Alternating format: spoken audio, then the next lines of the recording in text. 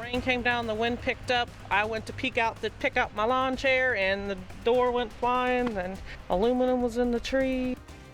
Crazy weather is what we were all seeing about this time yesterday, and it left damage for some of our homeowners to face. We will show you what they have to deal with.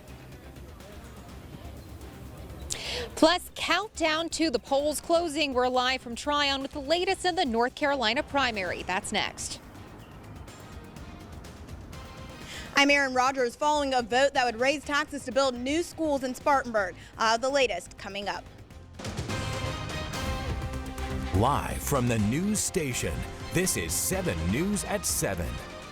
Thanks for joining us tonight. People living in 5 states, including North Carolina, have been heading to the polls all day for primary elections. We still have another 30 minutes before the polls close in North Carolina. Republican candidate Donald Trump and Democrat Hillary Clinton are leading the polls in their races. 7 News reporter Addie Hampton has been watching voters all day. She's in Polk County live right now to bring us the latest. Addie.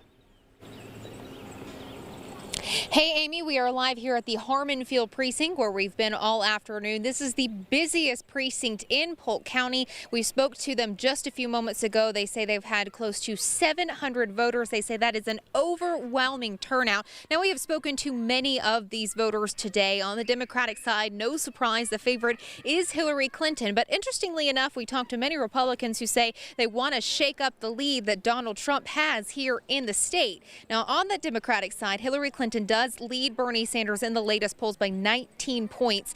There is 107 delegates at stake on the Democratic side. On the Republican side, the latest polls have Donald Trump up 11 points with Ted Cruz trailing in second place. 72 delegates are up for grabs. Now, this isn't a winner-take-all state, which means that every vote counts to determine how those delegates will break down proportionately.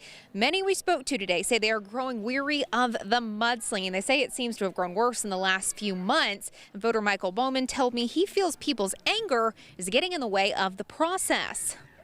When you think about, if you tell somebody you're running for office today, they're like, you're crazy.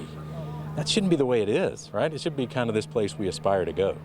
And I think that's a big part of what's going on right now, is we're just so fed up with the way that the system is working or not working. And so, I don't know, there's a lot of anger out there. We are down to the wire here in the Tar Heel State. Just under 30 minutes to go until polls close here. Of course, we're going to have the latest primary results for you both on air and online at WSPA.com. For now, I'm reporting in Polk County, North Carolina. Addie Hampton, 7 News. Addie, thank you. Tonight's race in North Carolina is not just about the presidential candidates. People there are also picking who they want to represent each party for governor. The incumbent Republican governor, Pat McCrory, is facing 2 challengers, former Representative Robert Brawley and business owner Charles Moss. Democratic Attorney General Roy Cooper is facing attorney Ken Spalding. Polls show the matchup could be between Attorney General Roy Cooper and Governor Pat McCrory. Both parties really see the importance of the governor's mansion. The Republicans want to retain it because they have an agenda they want to get through the General Assembly and the session coming up. And the Democrats want to break the hold of the Republicans. Tonight, voters say their decisions were based on which candidate connected to them on the important issues like education and the budget. There are other issues besides the gubernatorial race on the ballot tonight. People are also voting for U.S. Senate and the state legislature. Voters are also looking into whether the state should borrow $2 billion. The money would benefit construction projects, higher education, parks, and local governments to improve water and wastewater systems. Along with North Carolina, it's also Election Day in Florida, Ohio, Illinois, and Missouri. For Senator Marco Rubio, winning his home state of Florida may be the only way he stays in the race. Polls have just closed there, and the latest Quinnipiac poll is showing Donald Trump leading. In Ohio, Governor John Kasich is betting big on his backyard to keep his campaign alive. This is video where he was voting there this morning. He needs to win Ohio to make the GOP contest a 3-man race between himself, Trump, and Texas Senator Ted Cruz. On the Democrats' side, Hillary Clinton is looking to widen her lead over Vermont Senator Bernie Sanders. She's leading in just about every poll, but Sanders is hoping for an upset in close states like Missouri. We're standing by for all the results in Spartanburg tonight, too. Will District 7 get to build new schools? People are voting on a tax increase that would generate $200 million needed for the projects. 7 News reporter Erin Rogers is in Spartanburg, where the polls just closed, and she has the latest results tonight. Erin. Amy, I'm at the Spartanburg Chamber of Commerce where District 7 workers are gathered right now to watch the results of the poll. Now, as you said, polls closed just a few minutes ago. The people I talked to were pretty split on the issue. A lot of people against it said they just didn't want new taxes. But parents of District 7 students say they're voting for it because they want better for their kids. Voters today are deciding on whether or not they want to raise taxes to build a new elementary and high school in the district. The project could cost up to $185 million. Precinct workers tell me all of the absentee votes should be within the next 10 to 15 minutes, and they're hoping to know that results by 9, they tell me. Of course, we'll be following this all evening long. We'll have the latest results on WSPA.com, also right here on 7 News at 10 and 11 tonight. Live in Spartanburg tonight, I'm Erin Rogers, 7 News. Yeah, we'll get that 7 News alert going out through the News app as well. Thanks, Erin. New tonight, brand new video from a 7 News viewer. This is a crash on I-26, and it's happening right now. Traffic in the eastbound and westbound lanes is particularly backed up right now. The Highway Patrol is not able to tell us exactly what happened, but as you can see, traffic is moving slowly. This video coming into us from Ken Tony. You can get up to the minute traffic information by downloading our 7 News app on your mobile device. And again, we'll keep you posted as this situation clears up. Just 24 hours ago, we were seeing a lot of this heavy rain and then the massive hail. Tonight, though, look at this, a beautiful scene, a very different one. Storm Team 7 Chief Meteorologist Christy Henderson is joining us with the very latest on what comes next. Still spring-like out there, Christy. Yeah, it is, and we're going to see a mild night, Amy. After a warm afternoon, we got up to 81 officially at GSP. Right now, we're at 78 in Spartanburg, 79 in Greenville, still 80 degrees in Greenwood, and we'll expect just a slow drop in temperature through the evening with mostly clear skies. 74 is the temperature in Asheville. Now, winds are blowing out of the south. That's the main reason why we're just going to see a slow cool down, and it's breezy in some spots. Those winds sustained out of the southwest at 14 miles per hour now in Lawrence.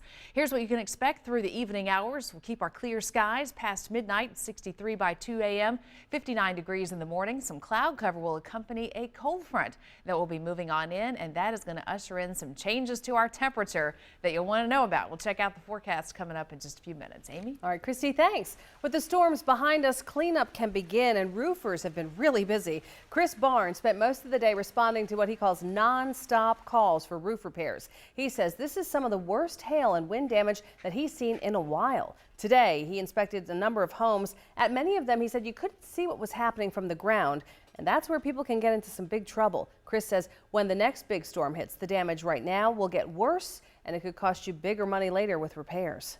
Periodically, you will see a roof that the color is just right and the light's just right, and you might see a few hail strikes up there. The key to finding your hail damage is having someone that's trained in spotting hail damage up on your roof to do a full inspection. Many roofing companies like Pex Roofing LLC will do the inspections for free. So even if you didn't get a lot of damaging hail or winds yesterday, it may still be a good idea for you to get a professional to look at your home to see where potential problems are before more severe weather strikes. This week, South Carolina's Department of Transportation will be installing a storm drainage system in Travelers Rest. So you may actually hear some blasting. This is happening along Locust Hill Road from Pine Log Ford Road to South Bates Road.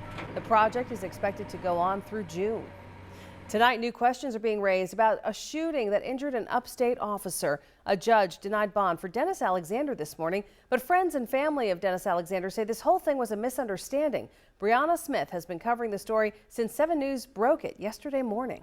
Ray Alexander. Today, as Dennis Alexander faced a judge. Mr. Alexander, what do you plan to do about it? We learned a little more about his past. The 2000 resisting arrest, criminal domestic violence first offense, criminal domestic violence of a high and aggravated nature, an assault and battery of a high and aggravated conviction. Alexander's sister says he only had a gun because he was threatened the night before by Adriel Garnett, the man accused of shooting and killing Cecil Gilliam just a month earlier. My brother thought it was Adrian come to kill him, Mike Gagnon, and my nephew.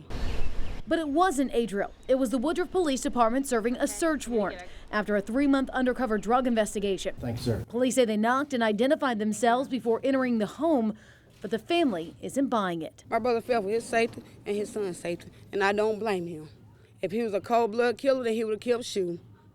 After Doc announced his name, my brother dropped the gun and threw his hand up and said, Doc, I didn't mean to shoot you. Thought you were Adrian. And Renita worries that others in the community aren't safe with Adriel on the streets either. They need to be out here trying to find Adrian before he kills somebody else. Brianna Smith, 7 News. Since the shooting yesterday, we've learned that 11 others were also arrested from that undercover operation.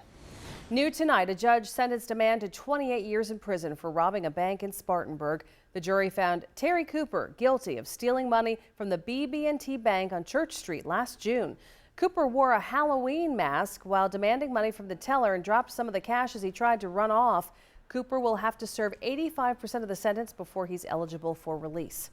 Tonight, South Carolina has a new way to prevent domestic violence deaths. This afternoon, Governor Nikki Haley signed a new law to create domestic violence fatality review committees. There will be one of them in each of the 16 circuit courts in the state. Every time somebody dies as a result of domestic violence, one of those committees will look into exactly what happened to see if changes need to be made to the system.